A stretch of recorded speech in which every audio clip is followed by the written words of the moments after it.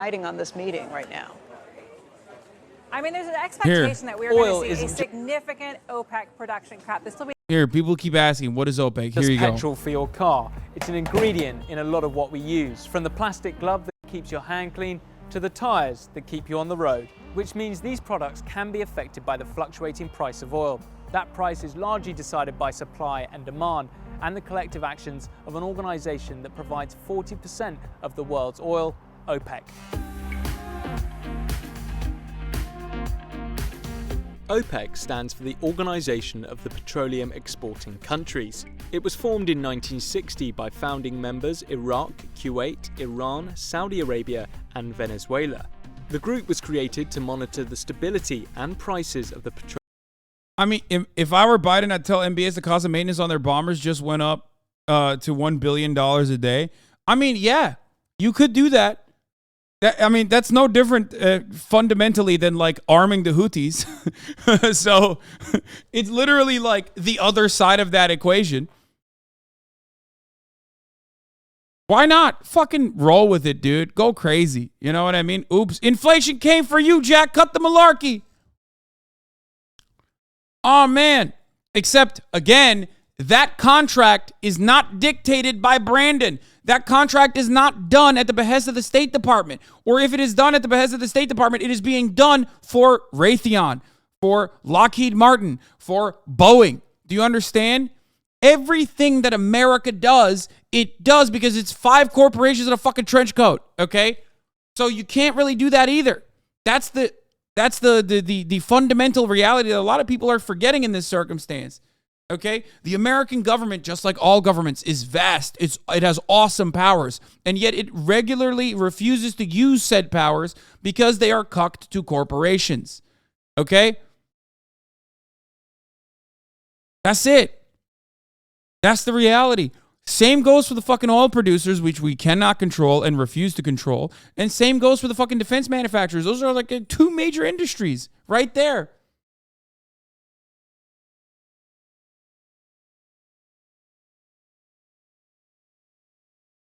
So you can talk a big fucking game. You can talk a big game about what America can do, what America should do.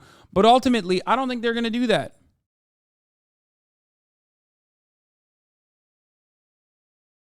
Can't wait for Cyberpunk IRL. My brother, you are living in Cyberpunk IRL. The only difference is we don't have cool, like, modifiers that we can put on our bodies. That's it. And you don't have a Suckmaster 5000 that you can strap onto your VR kit. But it's literally Miltech and Arasaka running the country. That is true.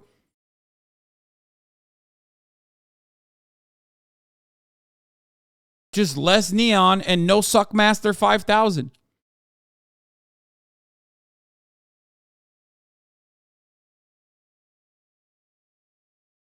The body mods in Cyberpunk aren't supposed to be cool. Yeah, whatever, lame ass. Imagine having that take, dude. Pfft. What? Yeah, no, you be lame as fuck and not get a body modifier that allows you to jump up to a fucking bridge. Okay? I, on the other hand, am going to go cyber psycho. Okay? Lame.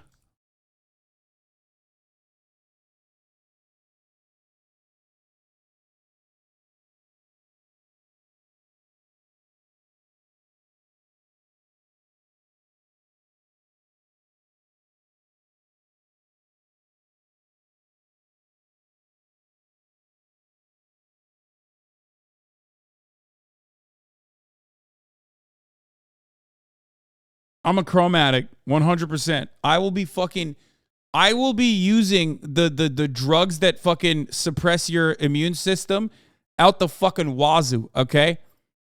I will be suppressed to the goddamn gills, Choom. I'm going full chrome, Choom, okay? I'm chromed out. Anyway, that's like dumb shit. Let's continue.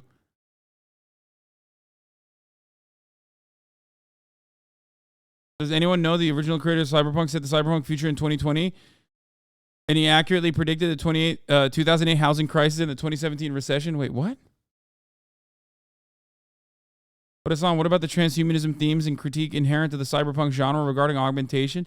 Yeah, sorry, dude. You failed, okay? If your goal was to make it seem like the Sandavistan is not fucking cool, you were wrong, okay? I get it. The main goal is to say, oh, yeah, human beings are like ruining their own fucking bodies, whatever. Lame. I don't give a fuck, dude. I literally do not give a fuck.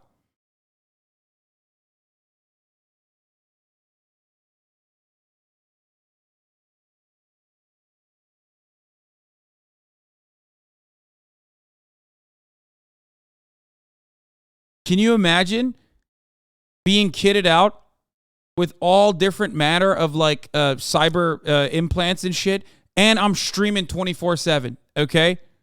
I would literally strap cameras all around myself and UAV drone systems as I go and like fight crime and shit, okay? Oh my God, dude, I'd be streaming 24/7 in the cyberpunk universe.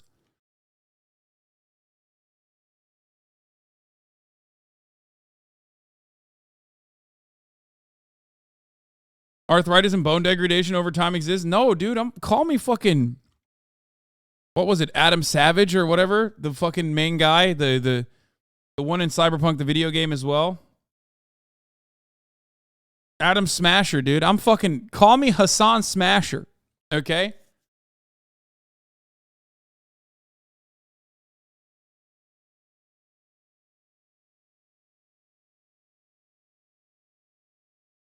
Sniping chatters via HUD beam straight into your cyber retina? Yeah.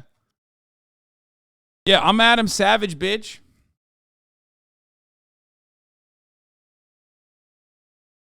What? Adam Smasher, hurry! Go on, kill Okay, this is a fucking... This is a spoilerino, dude. Why'd you send that? That was a major spoilerino. Okay, I didn't show you anything. Don't worry.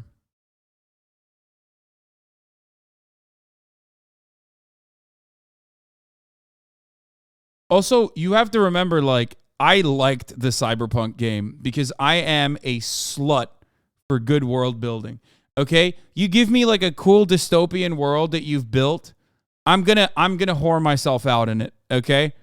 So much so that I unironically loved Cyberpunk, if you guys remember, and it was hard for so many people to play it, and I was glad that I was able to play it on my PC. The universe is incredible. I would love to live in that universe, okay? I would love to live in that universe. Are you going to play the DLC? Fuck yeah, I'm going to play in the DLC. What are you, fucking nuts?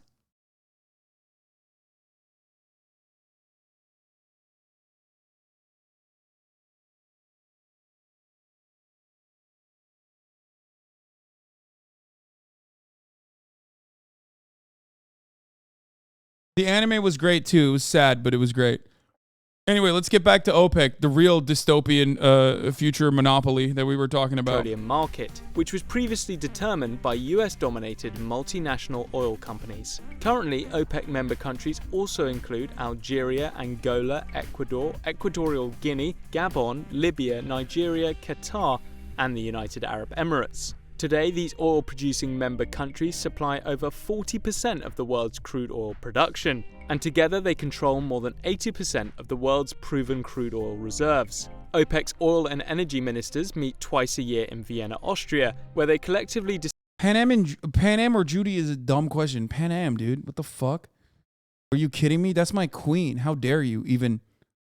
decide whether to raise or lower oil output in order to maintain a stable market. Critics argue that it's a way for them to maintain the price they want.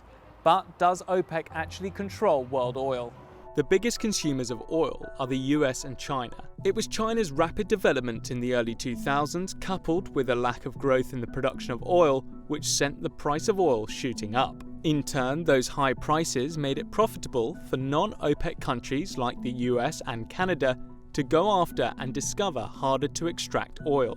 Because they weren't bound by the cartel's decisions, these countries have grown their levels of supply, which meant OPEC's market influence began to decline. A rise in supply and a reduced demand for oil in Europe and Asia led to the price of oil crashing. This caused political problems in some OPEC countries like Venezuela, where oil is the chief driver of the economy. It has the largest proven oil reserve.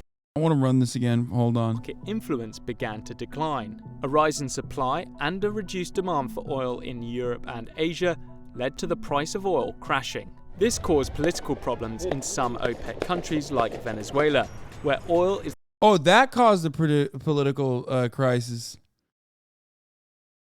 Because, like, if that was enough, then there wouldn't be additional sanctions, right? Like, if it was just a free market doing its thing, then I feel like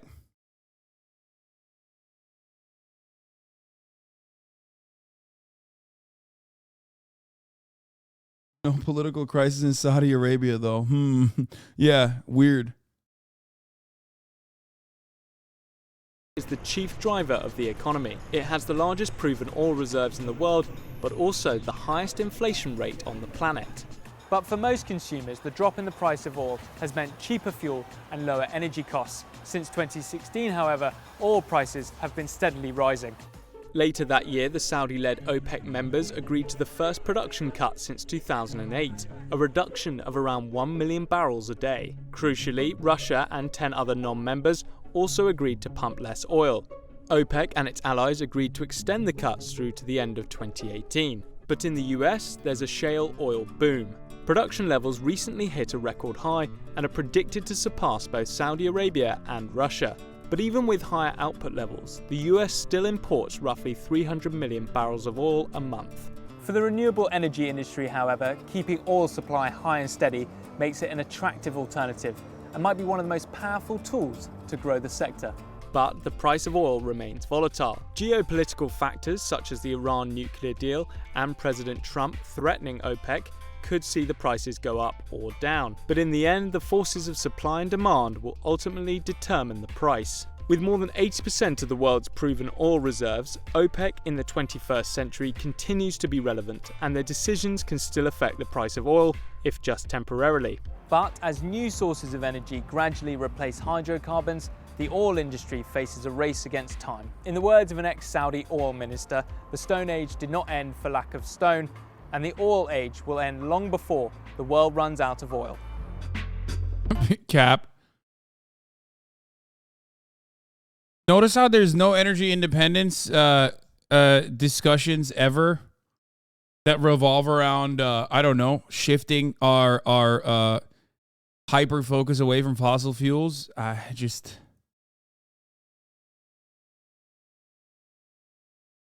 Anyway, that clip is from 2018, by the way. Yeah, it's easier to imagine. It's easier to imagine the end of the world than the end of capitalism, and you can just copy paste that into all facets, right? Including, but not limited to, oil production.